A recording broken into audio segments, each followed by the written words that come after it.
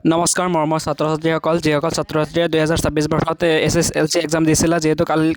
কাইলৈ মানে মেট্ৰিকৰ ৰিজাল্ট দিব তো কোন অফিচিয়েল ৱেবছাইটত ৰিজাল্ট দিব সেই বিষয়ে আজিৰ ভিডিঅ'টোত আলোচনা কৰিম তো ভিডিঅ'ত স্কিপ নকৰালৈকে সম্পূৰ্ণলৈকে চাই থাকিবা আৰু মোৰ চেনেলটো নতুন আহি থাকিলে চেনেলটো ছাবস্ক্ৰাইব কৰি দিবা you can check your SSLC class 10 Assam board result on this official website number 1ত আছে চেবা অফিচিয়েল ৰিজাল্ট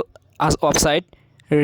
2 নম্বৰত আছে ৰিজাল্ট assam.nic.in 3 নম্বৰত আছে asseb.in These are the main official sites where SSLC